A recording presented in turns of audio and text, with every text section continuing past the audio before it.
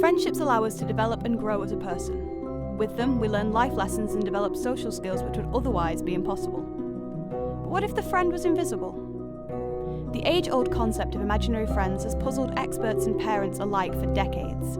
These fictional characters occur exclusively in the mind of youngsters.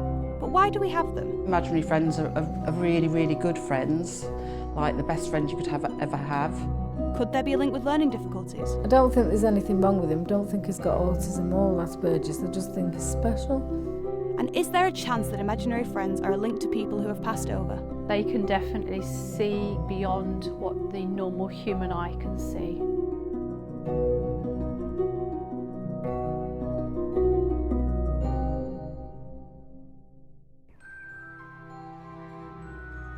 Meet Riley. He has two imaginary friends, Mud and Nick, and ever since they appeared, they taught him a mixture of things.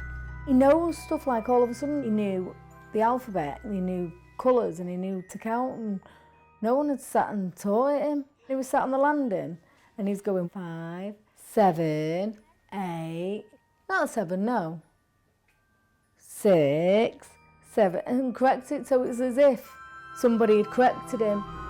Sometimes, however, they do manage to get Riley into trouble. You know, you have to keep him outside on his own because he swears when he's around them. That's who taught him how to say naughty words. He'd say words that we'd not even say, but he has proper little conversations and you hear him all the time. Like I've heard someone go, Annie, and I've gone, what, you cheeky little get, to him, and he went, that wasn't me, that was Nick. Good or bad, Dr. Karen Majors believes that imaginary friends have an endless amount of purposes for children during their early years. They help them solve problems. When there are interesting things going on in their lives or new things like starting school or going camping for the first time, you know, they interact with the imaginary friend goes camping as well, and they're sort of processing, making sense of what's going on around them. I think some children are very sociable, and when friends aren't there to play with, they have their imaginary friends to play with. So I think that's a real skill in imagination that they can do that. Surprisingly more common than you think, research shows that 12% of 10-year-olds and 9% of 12-year-olds admit to still having their imaginary invention. In our culture, older children are very aware that people are going to think they're a bit weird if they have imaginary friends. So one girl told me, so I haven't told anyone just in case. And another girl said, I think my parents would be supportive, but I'm not sure. So really, they're much more private when children are older in our culture. A lot of youngsters are open about their imaginary friends, telling tales of fun and adventure. But if an adult becomes too involved, they can disappear. Some imaginary friends disappear when a child goes to school. With more opportunities to interact and make real friends, they are forgotten quickly, sometimes overnight. Whatever the cause, they are all eventually outgrown. That's why the Museum of Childhood in London realised the importance of these creations and set about immortalising them. We focused on the idea of imaginary friends and how we could bring imaginary friends to life, and the power of children's imagination. Created and curated by children, the exhibition has stood out amongst the other more traditional items in the museum. This isn't just a museum of old childhood toys, this is the future of children's imaginations. I've already seen the benefits of children going in and seeing the imaginary friends and being up close with them and feeling the power that a children's imagination can have, and I think they've all sort of been in awe of seeing something come to life that was another child's imagination. Not only does the campaign encapsulate the idea that imaginary friends can live on forever, but it also empowers an even greater notion. Imaginary friends and the power of imagination is something so special and something to really hold dear to a child. Not just a child, but actually an adult can have a lot of imagination, and as long as you can drive as much imagination from whatever you see and do in life and immortalise it in some way, which we have done with child's imaginary friends in the exhibition, can only be a good thing. It's here, in a museum filled with nostalgia, that it becomes apparent just how different growing up is now compared to the way things once were. I understand why parents probably do put their children in front of a television after a long day, and I think technology can have its advantages but also its disadvantages, and I think it can be very solo and isolating, and I think that's not a good thing for children. The longer you can hold off putting technology in front of a child, the better. The changing nature of childhood means that 38% of children under the age of 2 already know how to use smartphones and tablets. But their involvement with technology might not be as bad as people anticipate. We're now thinking, what's the impact of technology in children's communication, so I think that's an area that we should be researching. So part of me thinks, yeah, it could have an impact, but also maybe they bring their imagination into characters that they're watching on screen. Technology is also used to aid children with difficulties such as autism, but whilst it was once thought that they were unable to engage in creative play, a recent study suggests otherwise. We now know that, I've come across children in different situations, so children with language and communication difficulties can have imaginary friends, traumatised children can, and interestingly some young people with autism actually do have imaginary friends. At the moment, Riley is being tested for autism and Asperger's.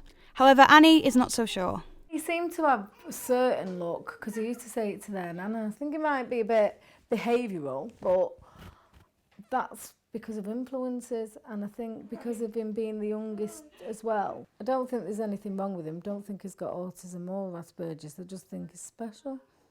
Whilst the scientific community have done research into the subject, they're still a long way from pinpointing all of the reasons behind autism, Asperger's and ADHD.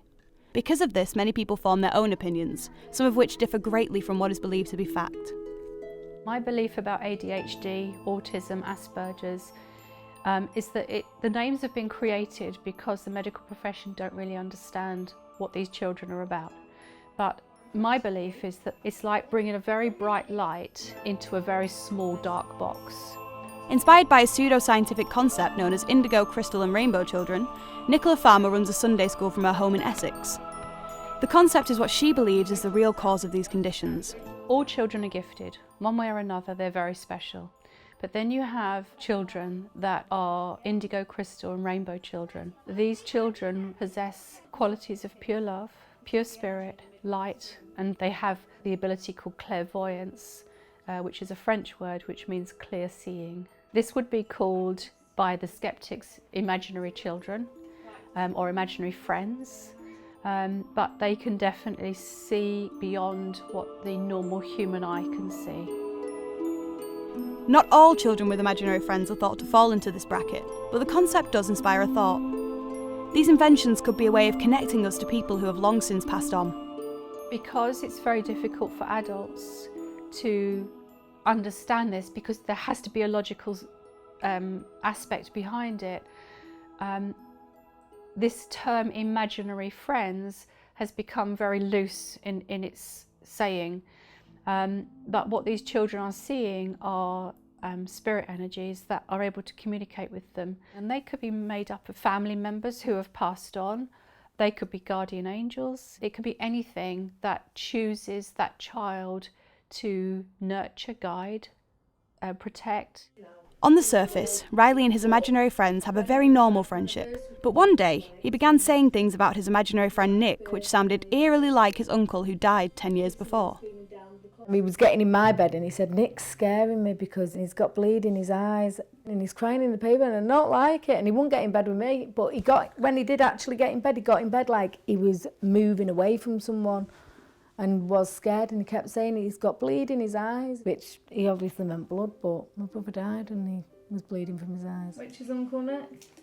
Nick. He's scary. Is he scary? Yeah. Why? But that's not all. It seems that Riley's cousin Chrissy is closer to him than Annie ever thought was possible. He was singing a song and he said, "That's Mud's song, that." And it was Chrissy's funeral song. So I rang my Auntie Liz and I just said, "Did our Chrissy have a nickname when he was a kid?" And she went, "Yeah, Mud." Amazingly, Riley even knows where his cousin used to live. It's derelicts, what used to be a flat. We were going past and he went, "That's Mud's house, Mud lived there." And that's where she used to live with him like 20 years before. Imaginary friends can act as a catharsis for grief. If a child loses a loved one, they may invent a friend who resembles them. In Riley's case, though, he never knew them. And even experts have not entirely rejected the idea that imaginary friends could be a way of connecting friends, relatives, or even strangers who have died. Some adults do feel like they're more of a presence, so can't quite explain what they are, but it's a presence. So I think there's the potential for some spiritual dimension to this. In some cultures, the imaginary being is seen as like a spirit guide. Maybe that links with cultural and religious beliefs about reincarnation, but the the sort of view there is that the spirit guide is helping that child into in this world, and when they're not needed anymore, they disappear.